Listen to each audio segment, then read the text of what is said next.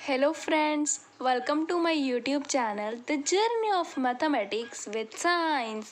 Students, कल हम बात कर रहे थे inverse of a matrix topic की, ठीक है। तो आज मैं उसके लिए आपका एक सबसे इम्पॉर्टेंट क्वेश्चन लेके आई हूँ, ठीक है। ये एक बहुत इम्पॉर्टेंट क्वेश्चन है क्योंकि इसमें से 2-3 टॉपिक्स कवर हो जाते हैं, ठीक है। तो ये क्वेश्चन करते हैं। देखिए ये क्वेश्चन क्या कह रहा है, find the matrix P satisfying the matrix equation, ठीक है। हमने क्या है, हमें ये मैट्रिक्स पी फाइंड करनी है जो इस इक्वेशन को सेटिस्फाई करेगा। देखिए आपको ये इक्वेशन कैसे, अब सपोज कर लीजिए ये एक मैट्रिक्स है। मैं इस मैट्रिक्स को ए से डिनोट करती हूँ, ठीक है। ये आगे क्या है, पी। ये पी भी एक मैट्रिक्स है। उन्होंने बोला है ना find the matrix P, it is not an element, it is a matrix A P. अब ये भी एक मैट्रिक्स है, सपोज ये है बी, ठीक है। और ई से मैं लेट कर लेती हूँ एक्स। तब देखिए अब आपके पास ये एक इक्वेशन बन गई ना, मैट्रिक्स इक्वेशन, क्योंकि इसमें 3 इसमें से मैट्रिक्स हैं और एक ये क्या है, ये कुछ भी आपको गिवन है। दैट मीन्स आप इसको एक as a variable X Y Z ऐसे लिख सकते हो, ठीक है। ए पी मैट्रिक्स को आप ऐसे लिख सकते हो ना, एक्स वाई जेड डब्ल्यू। तो अब तो आपको दिख रहा होगा ना कि ये की इक्वेशन है। तो यही है कि हमने इस एक इक्वेशन को सेटिस्फाई करे, तो ऐसे ही हमने एक मैट्रिक्स पी फाइंड आउट करनी है, ठीक है। हमें पी की वैल्यू फाइंड करनी है। अब देखिए, अब हमें p की वैल्यू फाइंड करनी है। अब हमारे पास कोई भी हो, जैसे सपोज आपके पास छोटे होते ये क्वेश्चंस होते थे 5x + 4y = z। अब अगर मैं आपको कहूँ कि आपने x की वैल्यू फाइंड करनी है, तो आपकी क्या होता था कि आप इसी कोशिश करते थे कि मैं x को अकेला छोड़ दूँ, ठीक है। मतलब आप ऐसे करते थे ना, पहले 4y को उधर ले जाते थे, फिर जो इसके साथ होता था डिवाइड करके। अब इस तरह से हमें क्या है, x की वैल्यू फाइंड हो जाती थी ना। तो यही सेम फंडा हम इस मैट्रिक्स इक्वेशन में अप्लाई करेंगे। अब इस मैट्रिक्स इक्वेशन में हम डायरेक्टली इधर उधर शिफ्ट नहीं कर सकते। हम यहाँ पे ये जो इधर लेके जाते हैं तो हम ऑपरेशंस लगाते हैं, ठीक है। जैसे कि देखिए मेरा यहाँ पे भी मोटिव यही रहेगा कि मैंने पी को अकेला छोड़ना है, बाकी को मैं सारा उधर शिफ्ट कर दूँ, ठीक है। तो ये हमारा, आप इस चीज़ को ध्यान में रखिए। जैसे हम इस क्वेश्चंस को सॉल्व करते थे ऐसे ही हम इसको सॉल्व करेंगे, ठीक है। तो यहाँ से मैं इसका मेन सोल्यूशन स्टार्ट करती हूँ। अब देखिए स्टूडेंट्स, मेरे पास क्या है, सबसे पहले आपने क्या करना है, ये जो मैट्रिक्स है ना, इस मैट्रिक्स को हम इधर शिफ्ट करेंगे, ठीक है।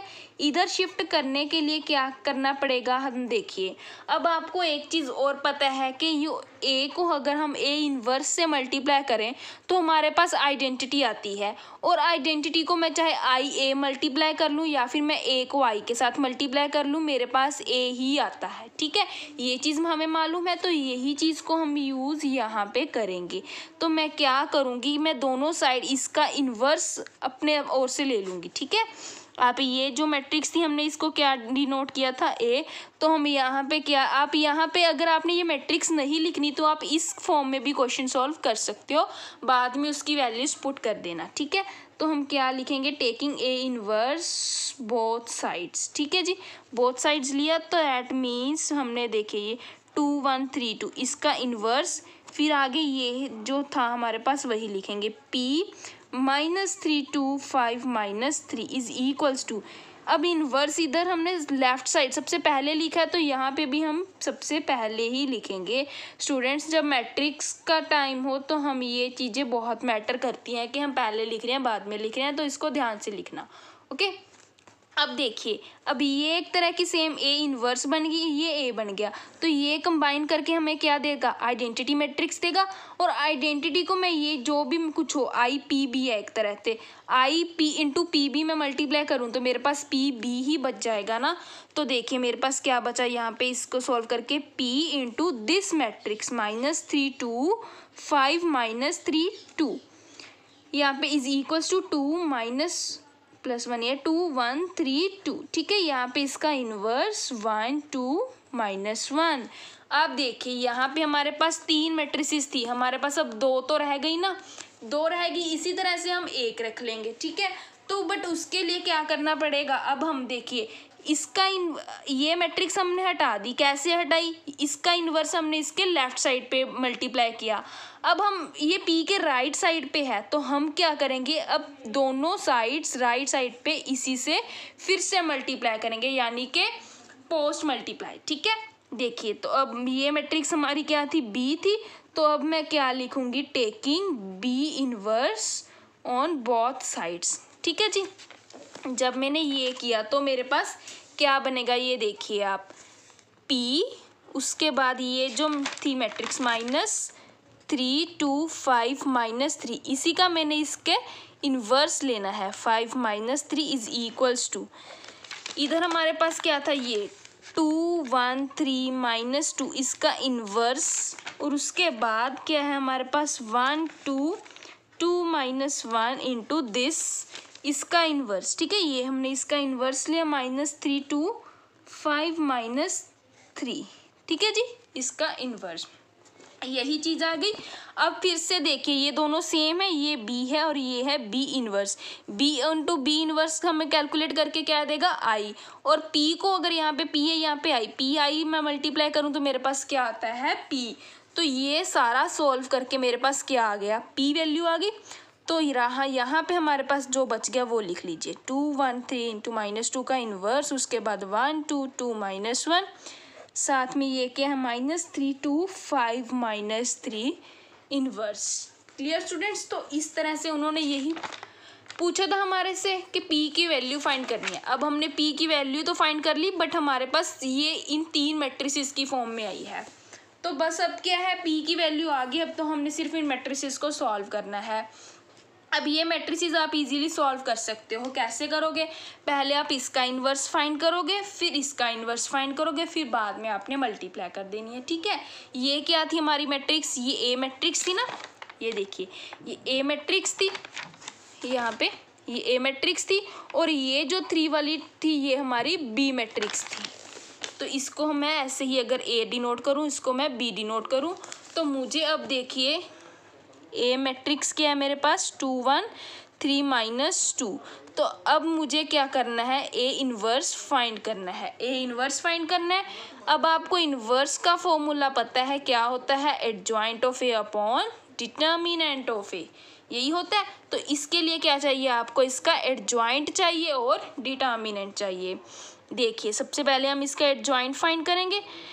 एडजॉइंट ऑफ ए क्या होता है, एडजॉइंट ऑफ ए क्या होता है कि जो भी कोफैक्टर मैट्रिक्स, मैं यहाँ पे लिख देती हूँ, कोफैक्टर मैट्रिक्स हमारे पास आएगी, उसका ट्रांसपोज जो भी आएगा वो एडजॉइंट ऑफ ए होगा।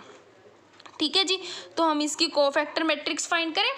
कोफैक्टर मैट्रिक्स आपको पता है, यहाँ पे क्या आएगा, कोफैक्टर ऑफ दिस एलिमेंट 2 का, वो क्या आएगा, -2। ठीक है जी, एलिमेंट ये कौन सा है, A1 1, तो यहाँ पे पॉजिटिव साइन, यहाँ पे कौन सा एलिमेंट है, A1 2, तो यहाँ पे नेगेटिव साइन आएगा। मतलब इस एलिमेंट का क्या हुआ, -3। अब यहाँ पे भी नेगेटिव साइन आएगा, मतलब इस एलिमेंट का, इस रो और कॉलम को छोड़कर एलिमेंट क्या है, 1। अब यहाँ पे पॉजिटिव साइन आएगा, बट -2 का कोफैक्टर, इस रो को छोड़िए, इस कॉलम को छोड़िए, क्या बचा, 2। स्टूडेंट्स अगर यहाँ पे हम कोफैक्टर ऑलरेडी कर चुके हैं, आपको यहाँ पे अगर फास्ट लगा या नहीं समझ आया तो इसके लिए आप मेरी प्रीवियस लेक्चर की वीडियोस देख सकते हो, वहाँ पे मैंने कोफैक्टर्स कैसे फाइंड करते हैं ये एग्जैक्टली बताया हुआ है। ओके स्टूडेंट्स, एक मिस्टेक यहाँ पे 2 1 3 2 ही था, ये हमारी यहाँ पे माइनस नहीं है, प्लस है। ठीक है, तो यहाँ पे भी प्लस ही आ जाएगा। ओके, अब इसका क्या फाइंड करना है हमने, ट्रांसपोज। तो ट्रांसपोज करके हमारे पास क्या आएगा, एडजॉइंट ऑफ ए आ जाएगा। तो वो क्या आएगा, ट्रांसपोज ई रोज को कॉलम में कन्वर्ट कर देते हैं, 2 -3 -1 2। क्लियर? तो इस तरह से हमारे पास एडजॉइंट आ गया। अब हम फाइंड करेंगे इसका डिटर्मिनेंट। डिटर्मिनेंट ये 2 1 3 2, ठीक है, वो क्या आएगा, 2 × 2 -1 × 3, दैट मीन्स 4 - 3, दैट इज 1। तो अब हमारे पास डिटर्मिनेंट कितना आया, 1। इस तरह से हम ए इनवर्स फाइंड कर लेंगे, वो क्या था, adjoint of A upon determinant of A. Adjoint of A क्या है, ये रहा, 2 -1 3 2, और उसके बाद डिवाइड बाय 1, 1/1 लिखिए या ना लिखिए आपकी विषय। तो हमारे पास ये आया 2 -1 3 2। क्लियर? इस तरह से हमें ये चीज़ पता चल गई। ए इनवर्स, ए मैट्रिक्स क्या थी हमारी 2 1 3 2 यही थी। इसका इनवर्स किसके इक्वल आ गया हमारे पास 2 -1 3 2, ये चीज़ आ गई। ठीक है, देखिए हमें यहाँ पे यही चीज़ चाहिए थी और यही चीज़ हमने फाइंड कर ली। तो ये वैल्यू हम क्या करेंगे, इसमें पुट करेंगे।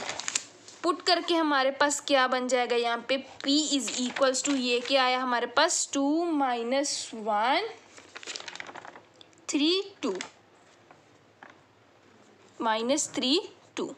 ठीक है जी, ये हमारे पास P इंटू दिस यही था हमारे पास। ठीक है जी, ये देखिए फिर आगे ये मैट्रिक्स, ये क्या है 1 2 2 -1 इंटू ये इनवर्स -3 2 5 -3। क्लियर।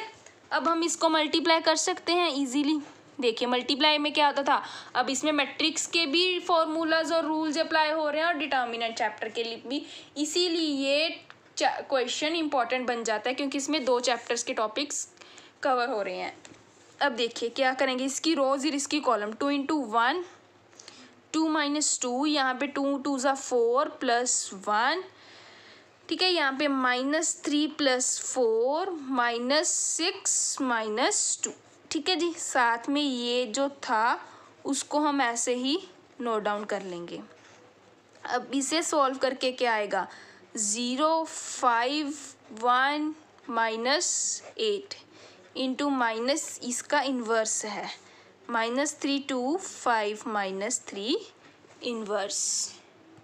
Clear students. अब ये मैट्रिक्स हमने फाइंड करनी है, मतलब इसका इन्वर्स फाइंड करना है। ये क्या थी, बी मैट्रिक्स थी, दैट मीन्स हमें बी इन्वर्स फाइंड करना है, वेयर बी इज -3 2 5 -3। ठीक है जी, तो अब बी इन्वर्स का फॉर्मूला क्या होगा, adjoint of matrix B upon determinant of B. तो इसके लिए हम एडजॉइंट फाइंड करेंगे बी का, वो क्या होगा, देखिए कोफैक्टर मैट्रिक्स का ट्रांसपोज, तो इसका -3 का कोफैक्टर क्या आ जाएगा -3 और इसका कोफैक्टर क्या आ जाएगा, यहाँ पे 2 का कोफैक्टर क्या आएगा -5 और यहाँ पे इसका 5 का कोफैक्टर क्या आएगा -2, -3 का कोफैक्टर क्या आएगा -3। वैसे भी 2 × 2 के एडजॉइंट का मैंने आपको एक हिडन ट्रिक बताई हुई है, आप वो मेरी पिछली वीडियो में देख सकते हो। ओके, इसका लिंक मैंने अपने डिस्क्रिप्शन में दिया हुआ है। तो इसका ट्रांसपोज फाइंड करना है हमने, वो क्या आ जाएगा -3 -5 -2 -3। तो इस तरह से हमारे पास ये क्या आ गया, एडजॉइंट ऑफ बी। अब हम क्या फाइंड करते हैं, determinant of B. Determinant B of B देखिए -3 2 5 -3, ये क्या आएगा -3 इंटू -3 -5 इंटू 2 9 -10 दैट इज -1। तो डिटर्मिनेंट की वैल्यू क्या आ गई -1। अब देखिए यहाँ पे दोनों डिटर्मिनेंट्स की वैल्यू नॉन ज़ीरो है, दैट मीन्स हम इसका इन्वर्स फाइंड कर सकते हैं। ओके, तो यहाँ पे adjoint of B upon determinant, तो 1 डिवाइड बाय -1 एडजॉइंट बी ये रहा -3 -2 -5 -3। अब ये यहाँ पे एक माइनस है, इसको अगर हम अंदर ले जाएं तो ये बन जाएगा 3 2 5 3। ओके, तो बी इनवर्स, बी क्या थी हमारी, ये मैट्रिक्स, दैट मीन्स हमारे पास -3 2 5 -3 की इनवर्स की वैल्यू क्या आई है, ये 3 2 5 3। ओके, तो यही वैल्यू चाहिए थी। अब यहाँ पे अब हम ये वैल्यू इसमें पुट कर देंगे तो हमारे पास P की वैल्यू क्या आएगी, ये देखिए। अगर मैं यहाँ पे भी लिख देती हूँ आपके लिए, ये हम आप इसमें फर्स्ट इक्वेशन मान लीजिए, ठीक है जी, और यहाँ पे हम इसको सेकंड इक्वेशन मान लेते हैं। तो यहाँ पे हमने क्या किया था, पुट की थी value from second in first, और इसे आप मान लीजिए थर्ड और इसे आप मान लीजिए फोर्थ। तो हम यहाँ पे क्या लिखेंगे, पुट फ्रॉम फोर्थ इन किस में हमने पुट करना है, अब 3 में। तो हमारे पास P की वैल्यू यहाँ से क्या आ जाएगी 0 5 1 -8 इंटू इसके इन्वर्स की वैल्यू 3 2 5 3। ठीक है, अब क्या बच गया हमारे पास, ये सिंपल मल्टीप्लीकेशन, वो हम इजीली कर सकते हैं। इसकी रो इसका कॉलम 0 + 25, आगे 0 + 15, नेक्स्ट 3 - 40, आगे 2 माइनस 24, ठीक है जी। अब इसे सॉल्व करिए, वो क्या आएगा 25, 15 माइनस 37 और माइनस 22। तो देखिए फाइनली हमें हमारी पी मैट्रिक्स मिल गई। तो स्टूडेंट्स ये वो मैट्रिक्स है जिसकी वैल्यू अगर मैं यहाँ पे पुट कर दूँ और आपस में इन तीनों को मल्टीप्लाई करूँ तो मेरे पास ये वैल्यू आएगी, ठीक है जी। तो हमने मैट्रिक्स पी फाइंड कर ली जो इस इक्वेशन को सेटिस्फाई कर रही है। तो इस तरह से ये एक लॉन्ग क्वेश्चन बनता है। अगर आपको इन्वर्स का क्वेश्चन नहीं आता तो लॉन्ग क्वेश्चन में ये क्वेश्चन आने के चांसेस 100% हैं। ओके, तो इसलिए ये क्वेश्चन आप श्योर करके जाना अपने सिलेबस में। तो इस तरह से हमारा डिटर्मिनेंट चैप्टर भी यहाँ पे कंप्लीट होता है स्टूडेंट्स। अगर फिर भी कोई एक आधा टॉपिक रह गया तो मैं आपको करवा दूंगी, आप मुझे कमेंट करके कमेंट सेक्शन में पूछ सकते हो। स्टूडेंट्स अगर आपको मेरी ये वीडियो अच्छी लगी तो इसे लाइक करना और मेरे चैनल को सब्सक्राइब करना सो दैट आपको मेरी हर वीडियो अपने सब्सक्रिप्शन बॉक्स में मिलती रहे। और राइट साइड पे जो बेल आइकन है उसे ज़रूर प्रेस कीजिए सो दैट आपको मेरी नोटिफिकेशन हर वीडियो की मिले। Okay students, thank you, bye bye.